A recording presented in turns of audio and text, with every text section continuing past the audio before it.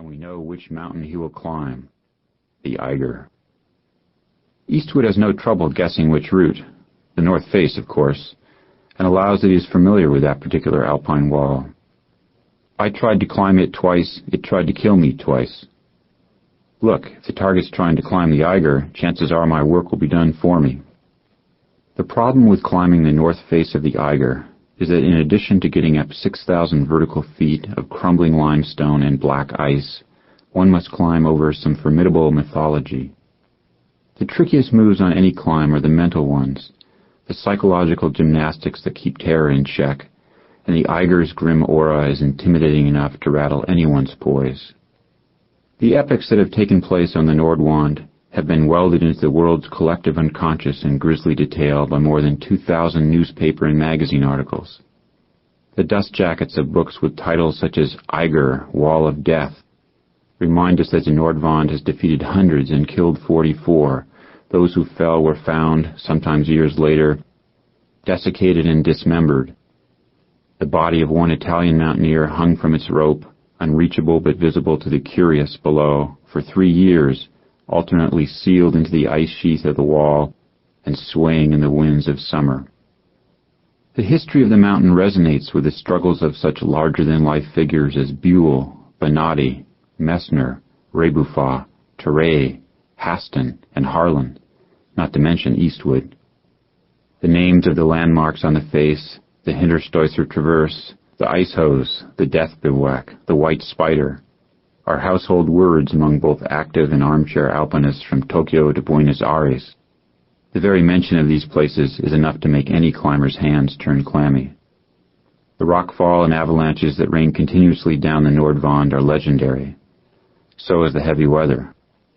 Even when the skies over the rest of Europe are cloudless, violent storms brew over the Eiger, like those dark clouds that hover eternally over Transylvanian castles in vampire movies.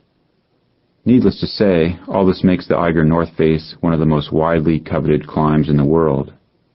It was first climbed in 1938, and since then it has had more than 150 ascents, among them a solo climb in 1983 that took all of 5.5 hours.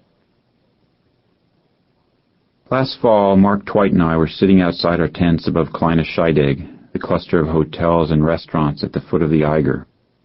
We had come to Switzerland to climb the Nordwand. Mark, 8 years my junior, sports 2 earrings in his left ear and a purple haircut that would do a punk rocker proud. He's also a red-hot climber. One of the differences between us was that Mark wanted very badly to climb the Eiger, while I wanted very badly only to have climbed the Eiger. Mark, understand, is at that age when the pituitary secretes an overabundance of those hormones that mask the subtler emotions, such as fear. He tends to confuse things like life-or-death climbing with fun. As a friendly gesture, I plan to let Mark lead all the most fun pitches on the Nordwand. Mark and I were not willing to go up on the wall until conditions improved. Due to the Nordwand's concave architecture, whenever it snows, few places on the wall are not exposed to avalanches. In summer, if things go well, it will typically take a strong party 2 days, maybe 3, to climb the Nordwand. In the fall, with the shorter days and icier conditions, 3 to 4 days is the norm. To maximize our chances of getting up and down the Eiger without unpleasant incident, we figured we needed at least 4 consecutive days of good weather. 1 day to allow the buildup of new snow to avalanche off, and 3 to climb the face and descend the mountain's west flank. Each morning during our stay at Scheidegg, we would crawl out of our tents, plow down through the snowdrifts to the Bahnhof, and phone Geneva and Zurich to get a 4-day weather forecast. Day after day, the word was the same. Continuing unsettled weather, with rain in the valleys and snow in the mountains. We could do nothing but curse and wait, and the waiting was awful. The Eiger's mythic weight bore down especially hard during the idle days, and it was easy to think too much. One afternoon, for diversion, we took a ride on the train up to the Jungfraujoch, a cog railroad that runs from Kleine Scheidegg to a saddle high on the Eiger Jungfrau Massif. This turned out to be a mistake. The railway traverses the bowels of the Eiger by way of a tunnel that was blasted through the mountain in 1912. Midway up the tracks, there is an intermediate station with a series of huge windows that look out from the vertical expanse of the Nordwand. The view from these windows is so vertiginous that barf bags, the same kind they put in airplane seat pockets, had been placed in the windowsills. Clouds swirled just beyond the glass. The black rock of the Nordwand, sheathed in frost feathers and sprouting icicles in the places where it overhung, fell away dizzyingly into the mists below. Small avalanches hissed past. If our route turned out to be anything like what we were seeing, we were going to find ourselves in serious trouble. Climbing in such conditions would be desperate, if not impossible. On the Eiger, constructions of the imagination have a way of blurring with reality, and the Eigerwand station was a little too much like a scene from a recurring dream I've been having for years, in which I'm fighting for my life in a storm on some endless climb when I come upon a door set into the mountainside. The doorway leads into a warm room with a fireplace and tables of steaming food and a comfortable bed. Usually, in this dream, the door is locked. A quarter-mile down the tunnel from the big windows of the Midway station, there is in fact a small wooden door, always unlocked, that opens out onto the Nordwand. The standard route up the wall passes very near this door, and more than one climber has used it to escape from a storm. Such an escape, however, poses hazards of its own. In 1981, Mug Stump, one of America's most accomplished alpinists, popped in through the door after a storm forced him to abort a solo attempt on the wall and started walking toward the tunnel entrance, about a mile away. Before he could reach daylight, he met a train coming up the tracks. The guts of the Eiger are hard black limestone that makes for tough tunneling, and when the tunnel was constructed, the builders didn't make it any wider than they had to. It quickly became evident to Stump that the space between the cars and the tunnel walls was maybe a foot, give or take a few inches. The Swiss take great pride in making the trains run on time, and it also became evident that this particular engineer was not about to foul up his schedule simply because some damn climber was on the tracks. All Stump could do was suck in his breath, press up against the rock, and try to make his head thin. He survived the train's passing, but the experience was as harrowing as any of the close scrapes he'd had on the outside of the mountain. During our third week of waiting for the weather to break, Mark and I rode the train down into Wengen and Lauterbrunnen to find relief from the snow. After a pleasant day of taking in the sights and sipping Rügenbrau, we managed to miss the last train up to Scheidegg and were faced with a long walk back to the tents. Mark set out at a blistering pace to try to make camp before dark, but I decided I was in no hurry to get back under the shadow of the Eiger and into the snow zone, and that another beer or two would make the hike easier to endure. It was dark by the time I left Wengen, but the Oberland trails, though steep, the Swiss, it seems, do not believe in switchbacks, are wide, well-maintained, and easy to follow. The walk from Wengen went without incident until I neared the tree line, when I began to hear an intermittent roar that sounded like someone goosing the throttle of a Boeing 747. The first gust of wind hit me when I rounded the shoulder of the Lauberhorn and turned toward Wengernalp. A blast came from out of nowhere and knocked me on my butt. It was the Föhn, blowing down from the Eiger. The Föhn winds of the Bernese Oberland, cousin of the Santa Ana winds that periodically set Southern California on fire, and the Chinooks that roar down out of the Colorado Rockies, can generate stunning power.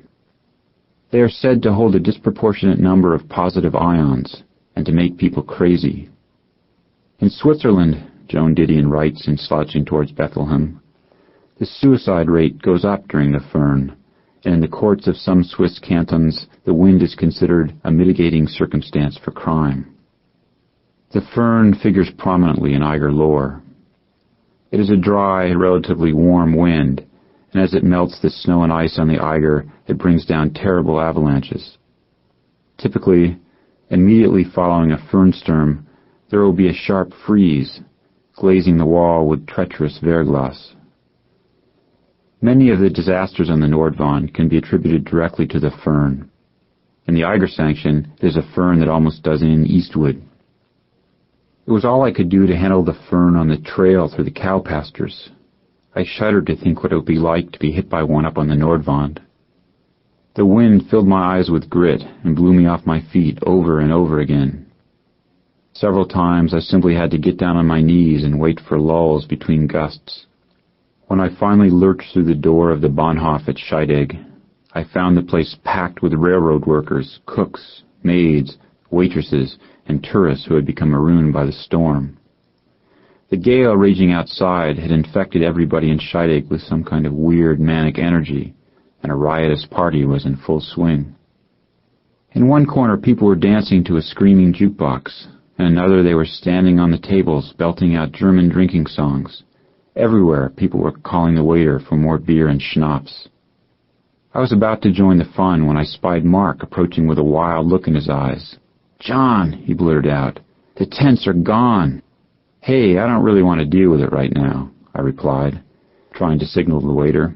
"Let's just rent beds upstairs tonight and repitch the tents in the morning." No, you don't understand. They didn't just get knocked down, they fucking blew away. I found the yellow one about 50 yards away from where it had been, but the brown one is gone, man. I looked, but I couldn't find it anywhere. It's probably down in Grindelwald by now. The tents had been tied down to logs, cement blocks, and an ice screw driven securely into frozen turf. There had been at least 200 pounds of food and gear inside them. It seemed impossible that they could have been carried away by the wind, but they had. The one that was missing had contained our sleeping bags, clothing, my climbing boots, the stove and pots, some food, God only knew what else. If we didn't find it, the weeks of waiting to climb the Nordwand were going to be in vain, so I zipped up my jacket and headed back out into the Fernsturm. By sheer chance, I found the tent a quarter mile from where it had been pitched, drifted over, lying in the middle of the train tracks to Grindelwald. It was a tangled mess of shredded nylon and broken, twisted poles. After wrestling it back to the Bahnhof, we discovered that the stove had sprayed butane over everything, and a dozen eggs had coated our clothing and sleeping bags with a nasty, sulfurous slime. But it appeared that no important gear had been lost during the tent's tour of Scheidegg.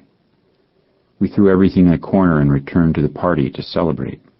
The winds at Scheidegg that night were clocked at 170 kilometers per hour. In addition to laying waste to our camp, they knocked down the big telescope on the gift shop balcony and blew a ski lift gondola as big as a truck onto the tracks in front of the Bahnhof. At midnight, though, the gale petered out. The temperature plummeted, and by morning a foot of fresh powder had replaced the snowpack melted by the Föhn. Nevertheless, when we called the weather station in Geneva, we were shocked to hear that a period of good weather would be arriving in a couple of days. Sweet Jesus, I thought, we're actually going to have to go up on the wall. The sunshine came on October 8th, along with a promise from the meteorologists that there would be no precipitation for at least 5 days. We gave the Nordwand the morning to slough off the post-Föhn accumulation of snow, then hiked through crotch-deep drifts over to the base of the route, where we set up a hastily patched-together tent. We were in our sleeping bags early, but I was too scared to even pretend to sleep. At 3 a.m., the appointed hour to start up the wall, it was raining, and some major ice and rockfall were strafing the face. The climb was off. Secretly relieved, I went back to bed and immediately sank into a deep slumber. I awoke at 9 a.m. to the sound of birds chirping. The weather had turned perfect once again. Hurriedly, we threw our packs together.